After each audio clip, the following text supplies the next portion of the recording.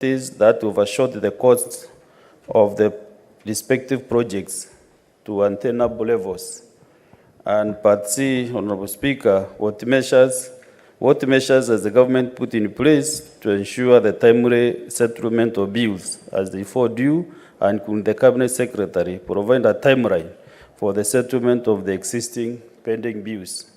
And Part D, the last one, could the Cabinet Secretary also explain mechanisms the government has put in place to improve the quality of procurement and project management processes to mitigate against irregular award of tenders, inflation of project costs, and certification as complete of projects that have not attained the requisite standards? I thank you, Honorable Speaker.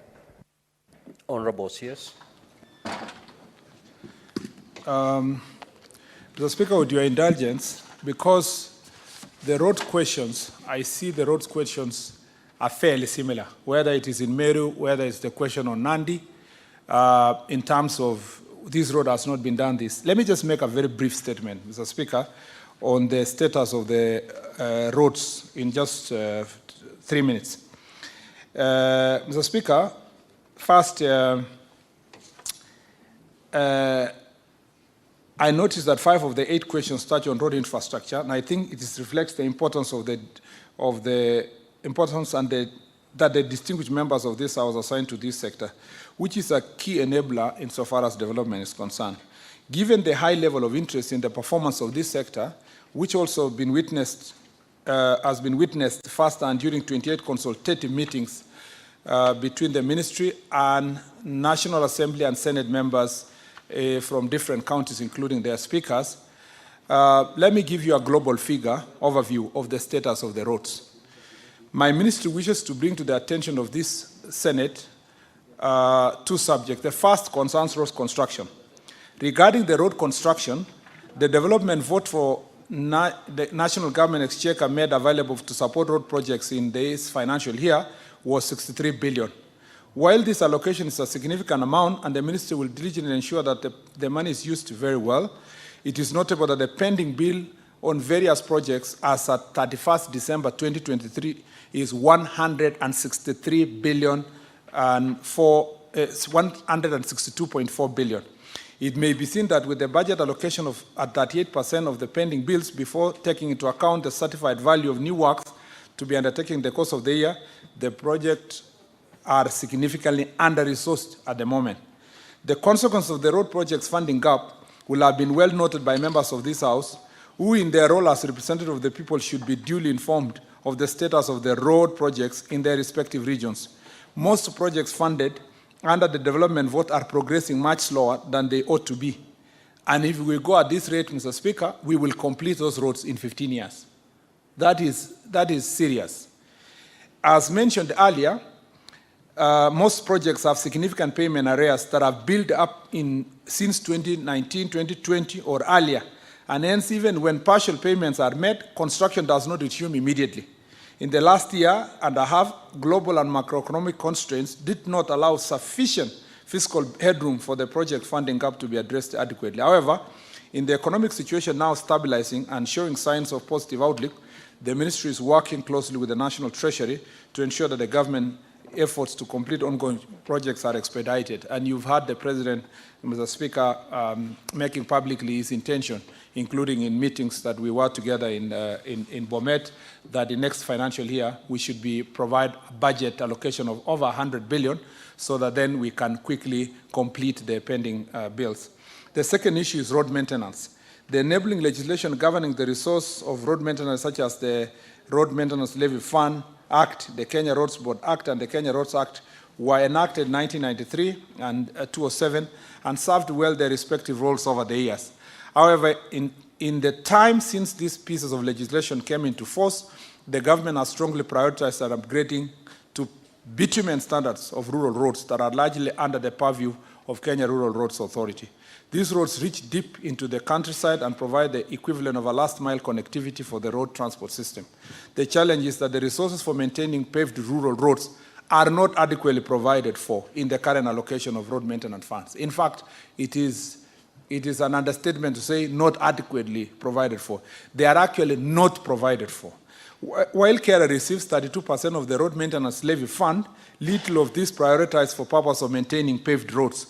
While making this observation, allow me to know that my ministry continues to appreciate the good work done on unpaved roads with the guidance of the Constituency Roads Committee, a participatory and responsive mechanism that ensures local pain points and bottlenecks receive adequate attention. The effect of lack of designated funding for maintenance of paved roads is that recently constructed rural roads, particularly about 5,100 kilometers under KERA, lack the resources for maintaining them. Consequently, there is a real risk that in the absence of proper maintenance, the newly built roads will progressively deteriorate, and some have already deteriorated, and ultimately no longer serve their intended purpose. I'm sure members of this House, given the excellent information they have about road conditions in their areas, can provide some of the roads, rural paved roads that need maintenance. There is a Rombo road here in Kajiado. We have a road in Laikipia, Mr. Speaker. There's a road of Kuresoi to Silibwet. There is a road, Mr. Speaker, that we were with Majority Leader in his county, Chepseon to Daraja, to Makutano. Mailine, actually, that's the place is Mailine, and many other places across the country. All these roads that were done under low volume seal. Since a budget was not provided for maintenance, all those roads are deteriorating and no attention is given because the entire allocation to the KERA is concentrating on the Maram roads in the rural areas. And the structure that we have at the moment, all that allocation is going to those type of roads. So, Mr. Speaker, the situation with the road maintenance is further complicated by the fact that the fuel levy has remained 18 shillings per litre since 2016, a time when litre of a petrol cost was 100 shillings. In 2024, the fuel levy is still at 18 per litre, whereas a litre of petrol costs about 200. The steady decline in the purchasing power of the fuel levy collection means that there is a growing backlog of maintenance activities that ought to have been done, but were instead postponed and deferred. Specifically, the projection resource needed for the maintenance of the levy fund for financial year 2024-2025 is projected resources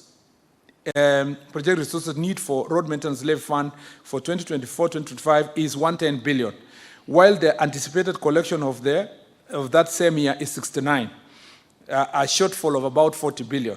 This funding shortfall risks reversing the trend of ever-improving road pavement conditions that citizens are now accustomed to and take for granted.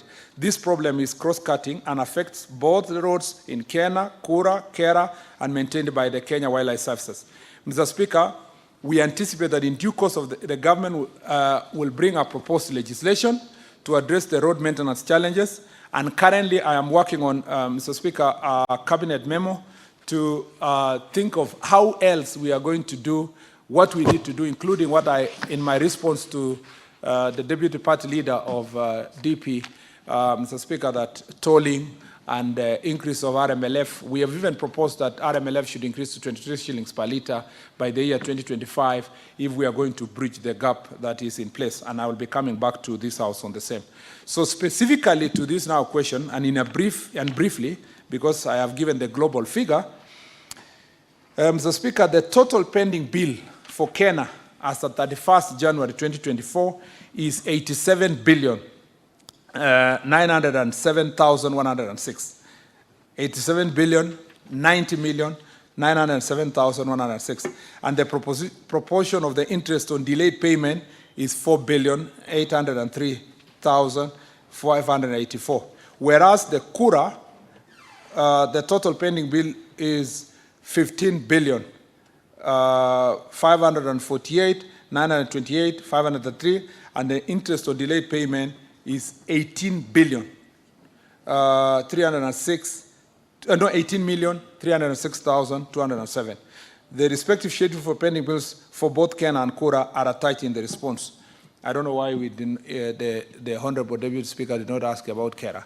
And I should have also included in my statement, just for the global figure, for you to appreciate that 87 plus 18, the difference, which is about 60 billion, is on the Kera roads, Mr. Speaker.